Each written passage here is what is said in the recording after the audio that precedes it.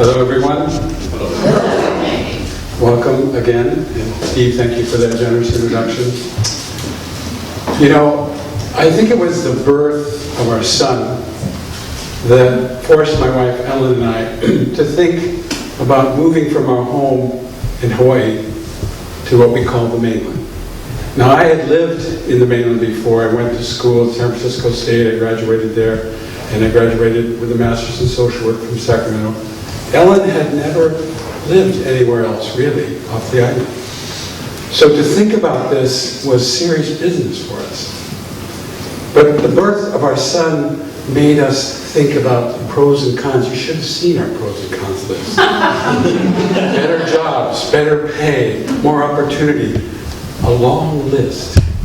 But after 9 months of deliberation, we made the decision that we were going to do it. We were going to move to the West Coast. We wanted to be near Grandma and Grandpa, not too far. We wanted to live on the coast where we could travel, where we could be near the ocean. And so the way we did it, this is pre-internet days, so there's no such thing as Indeed or Monster.com or any of those things. You had to look in the newspaper. Not the local paper, but the 1 week old San Francisco Chronicle or the 1 week old Seattle Post Intelligencer. So that's what we did. We'd go down to the bookstore, pick up the paper, and we looked. And we had a plan. Our plan was this. Whoever got the job first, the other would follow and get a job later. That was the extent of it. Ellen found a job. She got a job as an interview with a local nonprofit in Santa Cruz, California. Now, I had been to Santa Cruz, California, and I thought, what a wonderful place that would be if we could get a job. What a wonderful place it would be to live. Not too far from San Francisco, quiet town, coast, tourist community. Perfect. Ellen did her interview. She got the job offer. Shortly thereafter, we moved with our 9-month-old son with us. When we got there, of course, Ellen started the job. She got into it immediately. I was busy getting things settled, looking for the perfect job in Santa Cruz, California. I wanted to live in Santa Cruz because I didn't want to go over the mountain to San Jose. I looked in the papers and I looked and I looked. In the meantime, I had to keep money coming in, so I took all kinds of temporary jobs. I worked in a frozen food factory, packaging frozen food, watching them go down the conveyor belt. I took whatever job that was necessary. And then one day, I was looking in the Santa Cruz newspaper and I saw that perfect job. Now, I remember that before I left Hawaii, I had several gatherings with my friends, some who had lived in the mainland and worked in the mainland. And they said, we have some advice for you, Rob. When you go for those job interviews, it's different than being in Hawaii. You have to be able to, well, Rob, brag about your qualifications. You have to talk about your experience. You really have to sell yourself. You have to anticipate questions, have answers, maybe even before the questions. We heard this over and over again, and I remembered those things. But I also remembered that at one of these gatherings, there was an old Hawaiian man, an old friend of mine, and as I was leaving the party, he said, Rob, come here. He took me aside and he said, Rob, I have some advice for you. He said, don't forget where you came from. But most of all, don't forget this. Can you all see that? It's a Hawaiian word. Ha-ha. Can you say that? Ha. It means humility. Don't forget to be humble. So I applied for this job, to be the director of a community center. And I thought to myself, this is perfect. It's in Santa Cruz. I could stand on the shore and look and maybe even catch a glimpse of Hawaii when I needed it. I have a master's in social work. I've been a VISTA volunteer. I've had 7 years of experience not only providing services to victims of crime, but coordinating the program. I've grown this program. I thought, this is the perfect job. I'm going to get this job. I applied.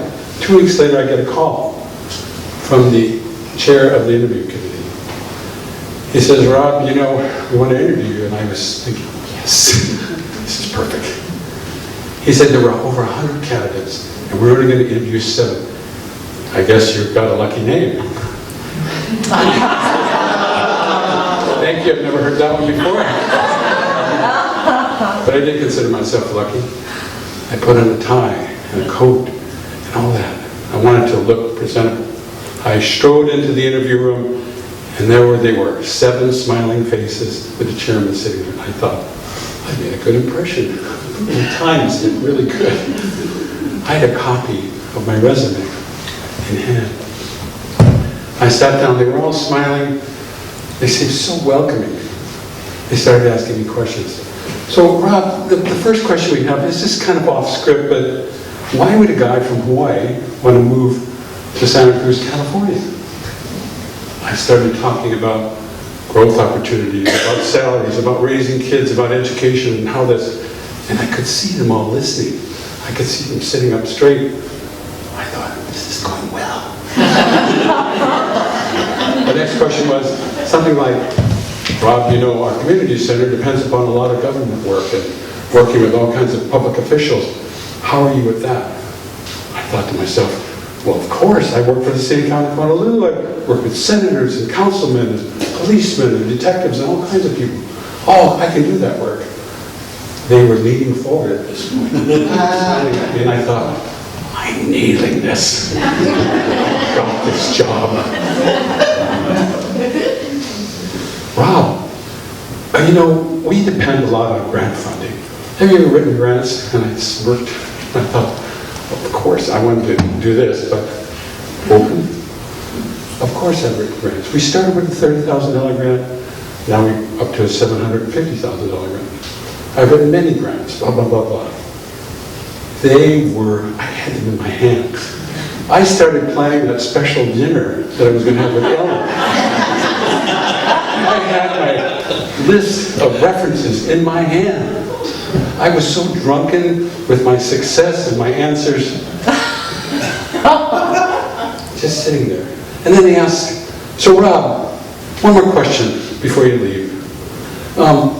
You know, we work a lot with seniors, and what's your experience with seniors?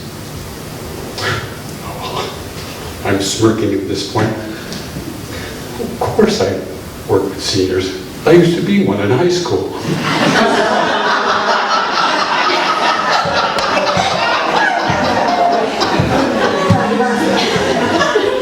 The air left the room. The smiles left their faces. Everybody dropped their head, including the chair.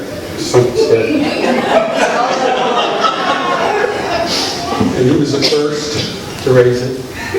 And he said, well, thank you very much, Rob. We've learned a lot about you from this interview. Needless to say, I didn't get the job.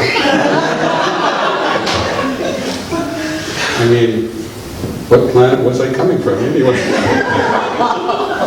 I knew almost as soon as the answer left that they weren't talking about seniors in high school. They were talking about people over 65.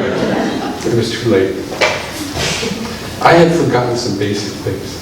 I had expounded on my professional qualifications. I had talked about my experiences in my grant writing and work with government, but I had forgotten something. I'd forgotten this. Ha. Say it with me. Ha. These little guttural stops are pauses between the words. Ha. Because if you don't have those guttural stops, it looks like this. Right? But most of all, I think what I forgot was something that my kumuhula, my hula teacher, taught me. And that was, she would sit us there. She was 80 years old, she could hardly stand, but she taught hula beautifully from a chair. And she would watch us dance. And then she would stop and stomp her staff on the ground and she'd say, stop! And she would point at me and she said, you, Rob, what are you doing? I'm doing the moves. I'm listening to what she's doing now. You're dancing from here, not from here, but from here. Because If you don't dance from here, if you don't listen from your heart, you cannot hear. Thank you very much.